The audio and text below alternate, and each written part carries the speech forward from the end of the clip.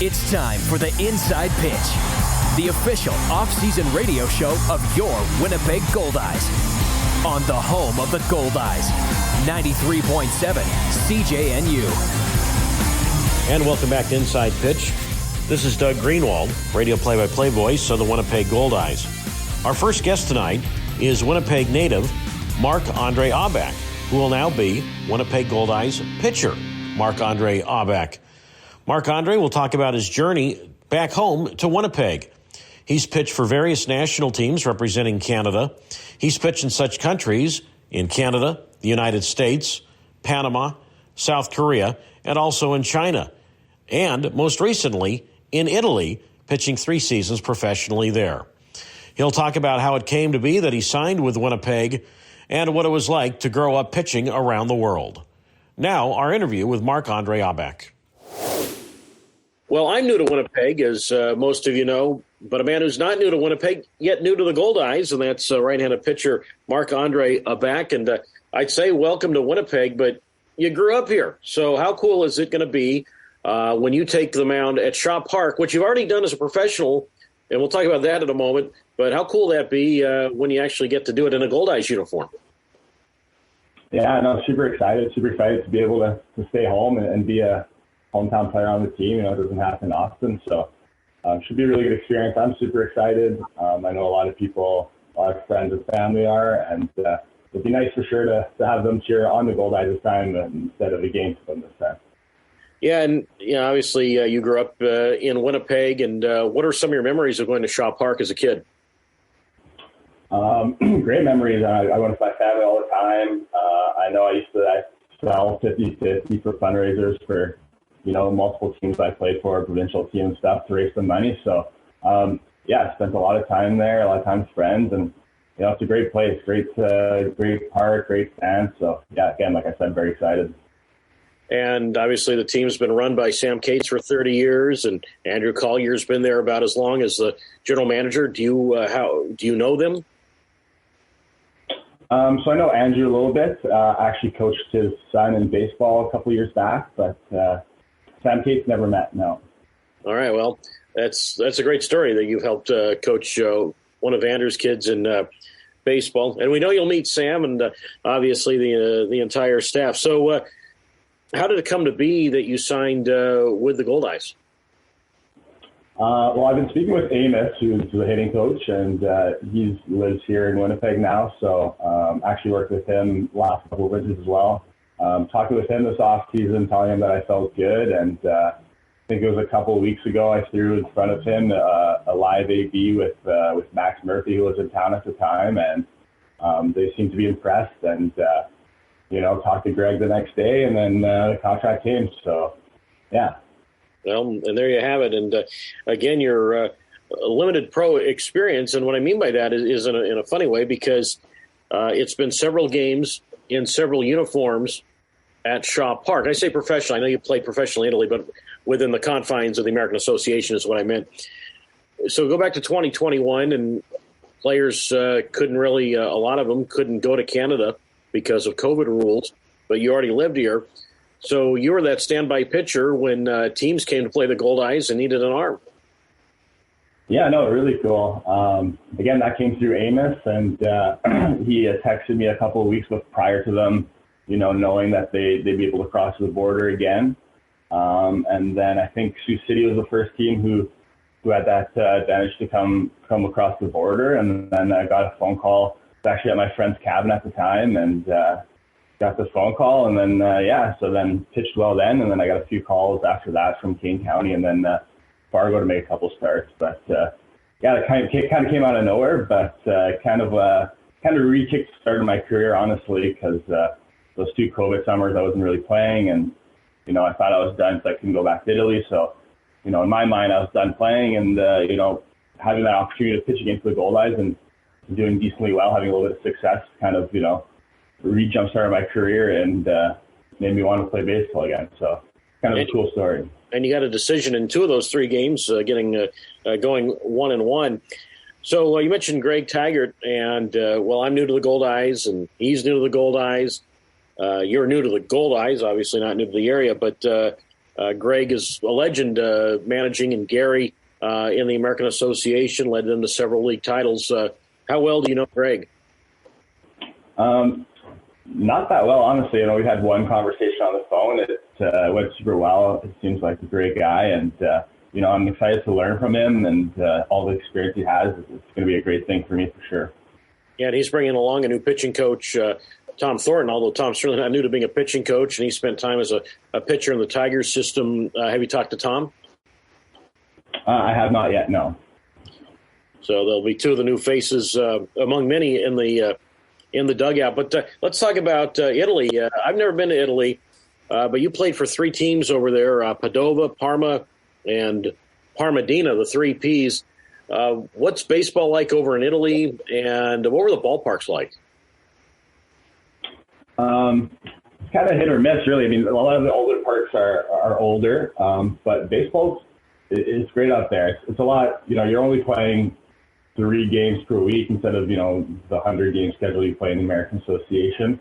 So that's going to be new to me. But, I love my time in Italy. It's, there's a pretty big discrepancy in the level of teams. Like there's 3-4 good teams and the rest are a little bit weaker. So you do end up playing only, the below again, San Marino and Parma are really good. Definitely love my time. And my time over there, again, it kind of kept me playing baseball after college. And, it was a way to extend my career. So grateful for my time in Italy for sure. All right. So favorite Italian dish? Oh, I have to go with truffle pasta. That's definitely one thing I'm going to miss from not being in Italy. It's just a great food for sure. And but I mean, do they have the typical what you would consider the lasagnas and the chicken parms? I mean, that's all available there, or is it really so authentic that what I'm talking about is more commercial Italian food?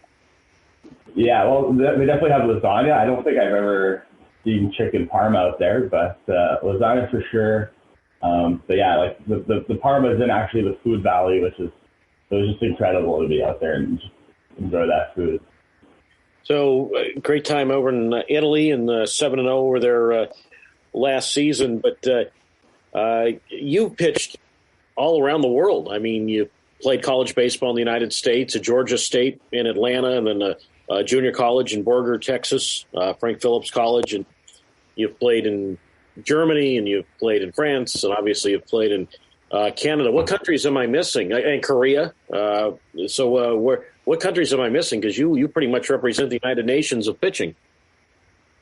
Yeah, I think the only one was Taiwan. But yeah, no, it's definitely been an unreal experience in my baseball career. I've been able to see a lot of places in the world that, that use baseball to travel. So that's been awesome. Great experiences. And again, just having the reason I've been able to do that was having that European passport, playing for France, and just that itself extended my baseball career. And it's been really cool.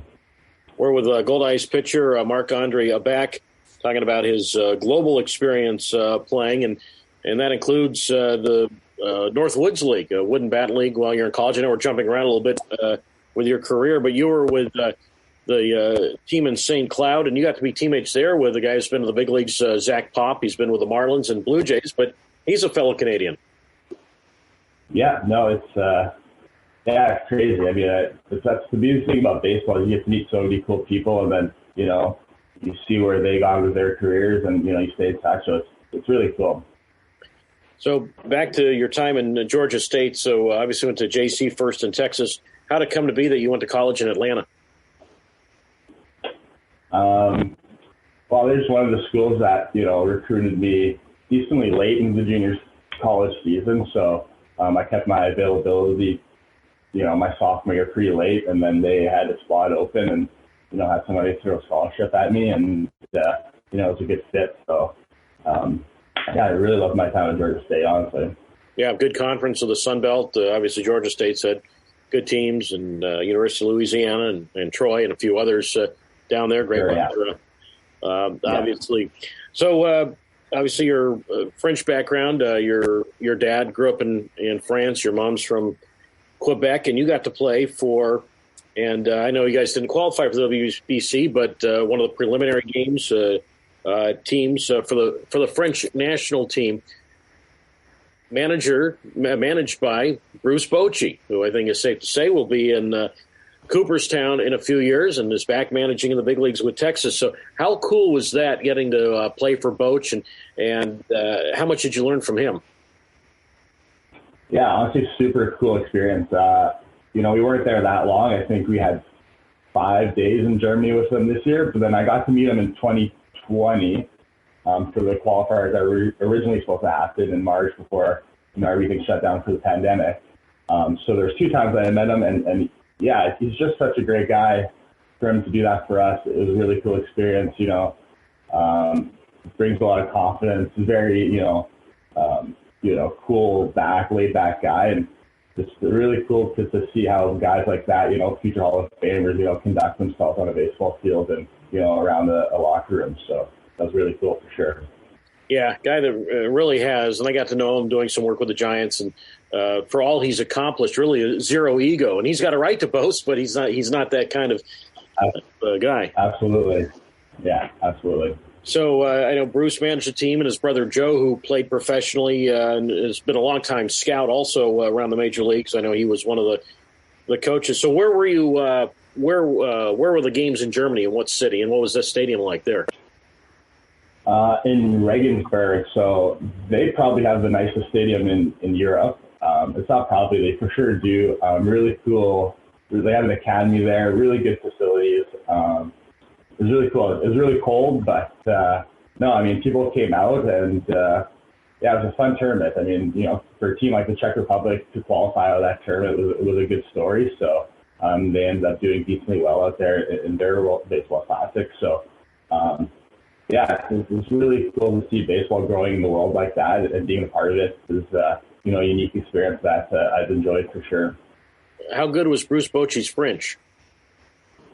I don't think he knew a single word, but I think he learned how to say thanks. So, merci. So, he was trying. It was awesome.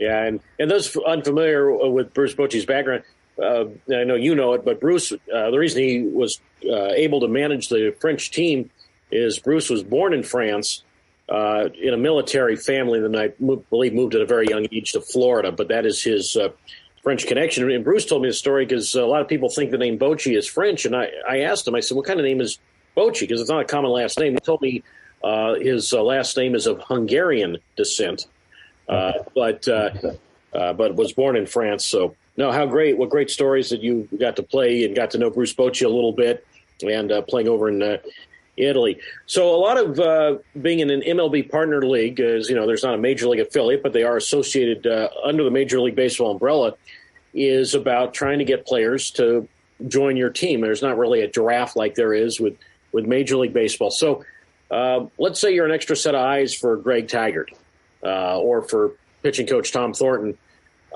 Sell Winnipeg the city. Because you grew up there. What are get people to get players to come up and join the Goldeyes? What do you tell them?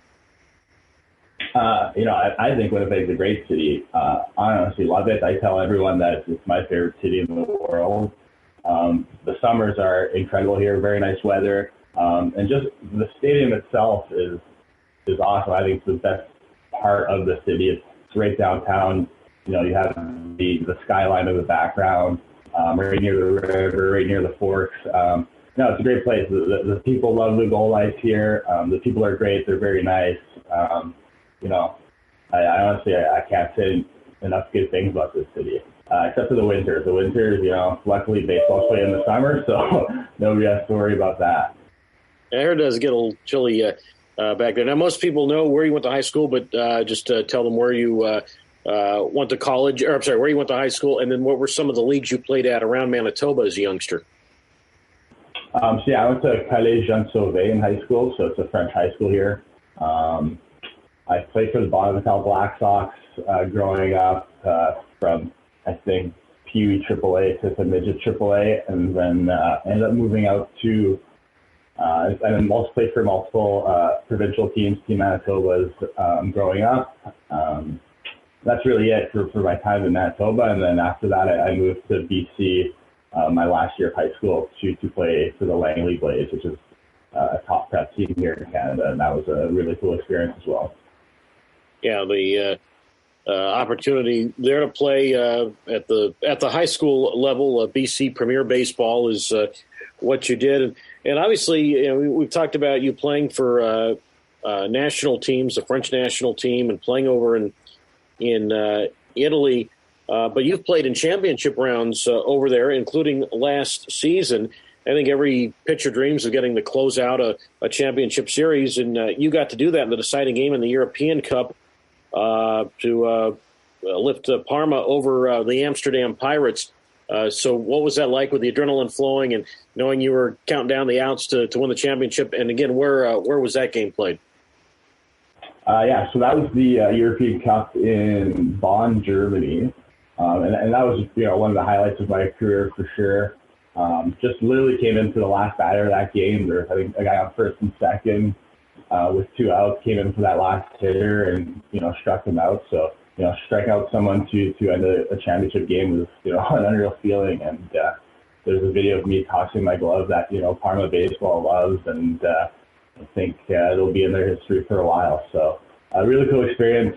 One of the first championships I won in a while. So being able to have that winning experience now is something I'll cherish and hopefully bring to, a championship in Winnipeg. Absolutely. And you mentioned Winnipeg and Manitoba.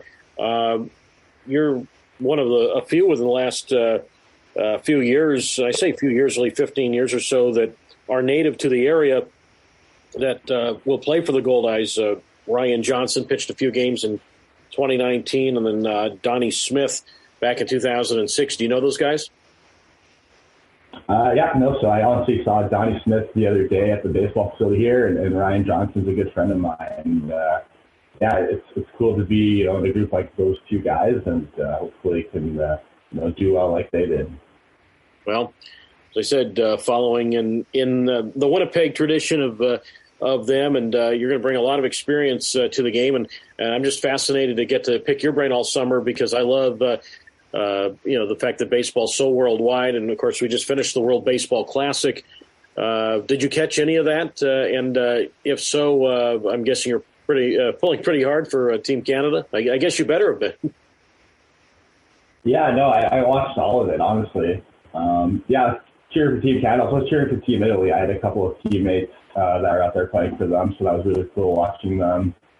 They had some good success out there, finishing top 2 in their pool in Taiwan there, and heading over to Japan and to play the Japanese team who ended up winning it, obviously. So, it's a really cool tournament. I'm excited, hopefully, to be a part of it again in 2026 if, France gets the call to qualify again or even Team Canada in that time. So we'll see. It's something that's a goal of mine to play in that tournament again. So it's really cool to see how much success it had.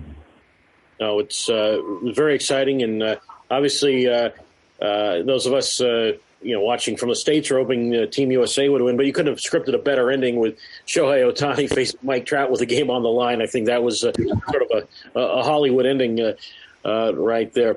Well, Marc-André, certainly appreciate your time, and we'll see you in a few weeks. You don't have all that far to go for spring training, of course, but enjoy the rest of the off season. We know that the season will be here shortly. Thank you.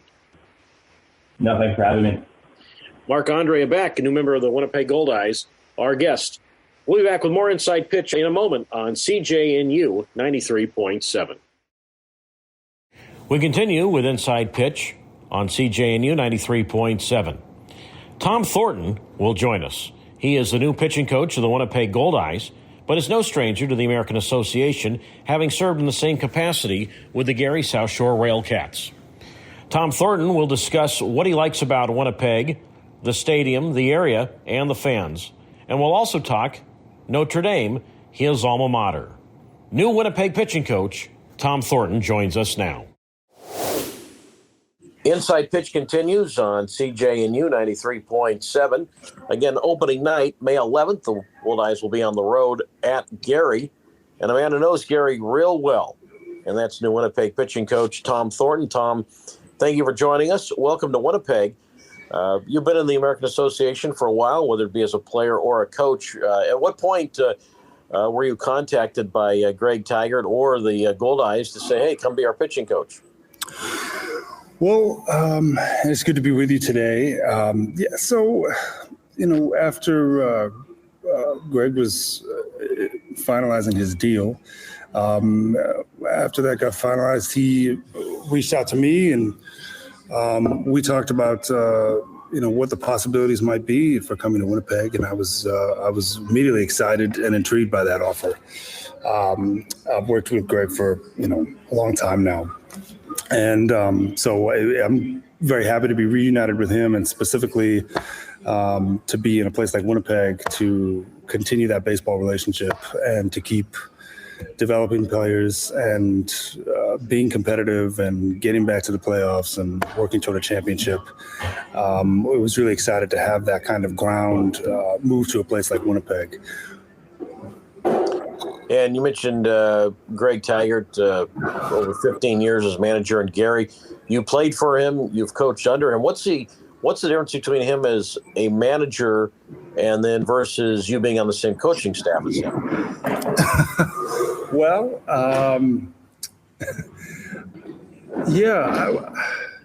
that's an interesting question, because in one sense there's, obviously difference in sort of the power asymmetry between player and coach in one sense. But Greg, one of his real strengths is as a communicator and as in finessing that relationship and in putting players in a position to flourish through their relationships with coaching. So he is very, he's very involved as a manager with his assistants, and he's very involved as a manager with all his players through his assistants. Not in a way that's domineering, but just in a way that's, that's interested and interested in what the player needs to succeed from one day to the next. So that relationship between kind of the global consciousness of the manager trying to hold the whole picture together of what the team needs and where the team's going, and then the specificities of assistant coaches or in particular players and developing their routines and being able to have some consistency there. He's always, had a real feel for how to keep that balance, while also empowering coaches to empower players and to kind of work back up the chain from players to assistants to him. So I would actually say, there's not a whole lot of differences behind, the obvious situations within which you're working, but that's a real strength of his, is to hold those two things together. So. And obviously he's had such a great track record, several championships as a manager with Gary. So you're heading to Winnipeg, and what over the years when you have visited Winnipeg, what are some of the things you've enjoyed about the city, and then obviously about the ballpark atmosphere? Oh my goodness. Winnipeg, and I mean this with all seriousness. Winnipeg is like my baseball Paris, and it's all long been my favorite stop on the AA circuit.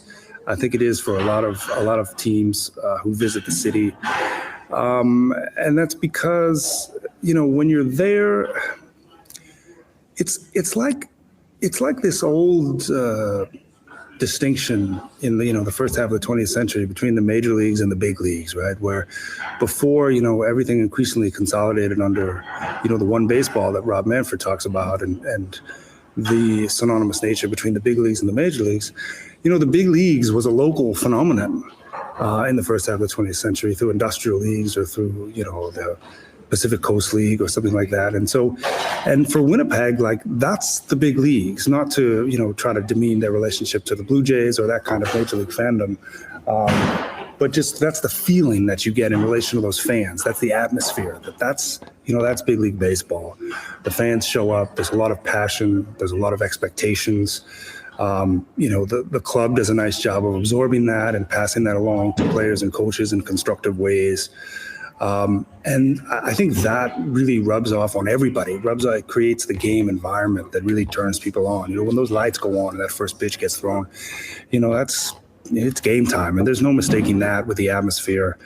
And then, of course, they do such a wonderful job, I've noticed throughout the years, with their game day staff and coordination. That's the other thing that really stands out about Winnipeg, is how, not just efficient, but effective that whole operation is from top to bottom. in the smooth running and conduct of a baseball game to the fans' enjoyment. So, and I hear that from talking to fans over the years. There are a couple season ticket holders that will come down on that visiting team side and chat with me before the game. And that's not just the appearance of it, that's their relationship to it as well as fans. So that's an impressive thing. And then of course the city itself is a wonderful city. Downtown, right on the, I believe the Red River there has a beautiful sort of riparian setting with the shops and even in the time that I've been there, I've seen it sort of change going back to 2009 when I first started there. And it's just a beautiful place to come and be a ball player and enjoy the summer and compete and sort of be with the fans on that adventure. Absolutely, and I'm excited to see it coming up, what it's going to be like during the baseball season, and I've heard so many great things, and it's unique that you and I are new to the even though you've been there, but certainly new to the Goldeyes organization, and Greg as well. We're with new Winnipeg pitching coach Tom Thornton, talking about the city of Winnipeg and how it came to be. But your background, again, you've been in the American Association for many, many years with Gary. How crazy is it that opening night is going to be at Gary? Yeah, how about that? And when I was taking a look at the schedule after I got hired, and well, that's a coincidence. And that'll be, that'll be bittersweet for me, I think, in a lot of ways, because there's always a soft spot in my heart for Gary and the Gary Railcast Club. I love my time there, and I'll always root for that club, except when they play us. But it'll be very strange, as I'm sure it'll even be stranger for the skipper there to be in the visiting locker room. It was. I couldn't believe that. I said, "You've got to be kidding me." But it'll be fun. It always is. Gary does a great job. They've got wonderful fans, so it'll be a good atmosphere and a good way to get started. Yeah, and again, it's funny that I happened to be at one of the games last year involving Gary, and as I was in the stands, and you go out and talk to the pitcher, and of course, in Gary, Indiana, you're not far from where you went to college and Notre Dame. You're a little further now in Winnipeg, so I want to know, will they play the Notre Dame fight song when you come out and talk to the pitcher? Because that was a tradition in Gary. And I know Winnipeg, they got the Blue Bombers, but it's not really a college football kind of setting as it is in the States. Right. So have you put in that request when you when you go out and see the pitcher? That was something that started, I think back in 2011 by our groundskeeper at the time, who was risen through the ranks and become the assistant GM there. As a remarkable fellow. And he started that, I believe, as it was a joke, and it just sort of stuck. And as a matter of fact, maybe it was Milwaukee. Somebody else kind of got wise to that. And I think, or maybe it might have been Kane County, but I had a game where I just made a particularly high number of visits. And they had heard quite a bit of the fight song. And they said, all right, well, we'll kind of turn the tables on him and do it when he comes out in, I think this might have been Kane County, to visit the mound. And so I guess in a way, it gets reappropriated into other ways, I guess. But no, it was never something that I actively sought out, nor will I in the future. It's just kind of something that happened and then sort of stuck with me when I came back into coaching. So yeah, we'll see about that. But if they decide to move on to something else, that wouldn't be the worst thing necessarily. No, but it's something I picked up on. Gary had told me. They said, watch when the pitching coach comes to the mound, they're going to play the Notre Dame fight song. So there'll be some changes around, obviously, Major League Baseball this year, but the American Association is a partner league. The pitch clock will be in effect. And what are your thoughts on that? And just to teach your pitchers now that they got to be ready to go within at certain times in about 8 seconds.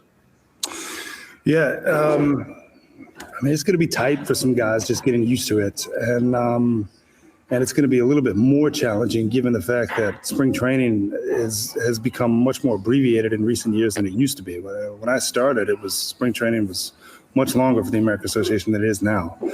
But some people are going to struggle more with it than others, and just kind of getting their routine. Some people are going to have no problem with it at all. But it's just a rhythm, which is a part of pitching anyway. So thinking about, what those rhythms are, and, letting it play, letting it be advantageous for us, kind of get the ball, pitch the ball, and having that be something that helps us rather than as a source of anxiety and helps the defense. And, it's something actually that I think about a lot in terms of when I played, it was something, being quicker was something that I constantly battled. Some people can do it. They just, they get it and go. And it was something I had to constantly work on in relation to my pitching. So, I try to help guys a lot with it, and I have a lot of patience with it because I understand it's, tempo is its own thing. But yeah, we'll be working on it and trying not to let it be something that makes us better, like competition in general, rather than something that holds us up. So, which will be its own challenge for some guys, but we'll be working on it. And will there be other rule changes as well? Will there be the ghost runner if there's extra innings or shift? Do you know any of the other rules? Well, they kept the ghost. They had the ghost runner last year, and which I'll just say, for whatever it's worth, is one of my least. I don't have a problem with a pitch clock at all. I think for Major League Baseball that makes a lot of sense. The ghost runner in Major League Baseball, especially maybe after the 12th inning or something like that, it makes more sense. But oh my gosh, to see like a pitcher's do a 1-2 and then end up like 6-5 with this, I can't get over that. On the other hand, for our situation in our league, which is a very different thing, it does actually make some sense. It makes more sense in terms of rosters, because we don't have affiliates. When you play a 16, 17 inning game in independent ball, you've got to make some changes on your roster the next day because you've got guys that can't play. It used to be when I started, the AA had 10 years ago, the AA had a 22-man roster. And it was a real, you played 16, 17 innings, people lost their jobs because you couldn't keep them on the roster, things like that. So in keeping our game shorter for us, the ghost runner, or what's I've sometimes heard called the Manfred Man, right, makes a fair deal more sense. So and honestly, the biggest thing you can do in those situations is just remind the guy who's coming in the game, hey, you're going to start with a runner on second. Because sometimes, it is different. It is surprising. Of course, nowadays you've got an increasing number of relief pitchers that do everything out of the stretch anyway. But I assume that'll be there again. I haven't gotten final word on that, but and it's it keeps things crisp, so that's good. Yeah, well, it'll as I said, we'll find out soon enough on that. I'm more of the belief that in the minor leagues I'm okay with it. Big leagues, I'm not. And my thought is, you don't really go extra innings often anyway, and certainly when you do, it's rare you'd go past 12. But my take is if the major leagues are going to have all these rule changes, that the American Association and Atlantic League and Frontier League are part of the MLB partnership, should have the same thing. Goldeyes ticket packages are available now by visiting goldeyes.com or calling 204-982-BASE. That's 204-982-BASE. Single game tickets go on sale March 30th. I'm Doug Greenwald, radio play-by-play voice of your Winnipeg Goldeyes. We thank you for joining us. This has been the Inside Pitch, the official off-season radio show of your Winnipeg Goldeyes. On the home of the Goldeyes, 93.7 CJNU.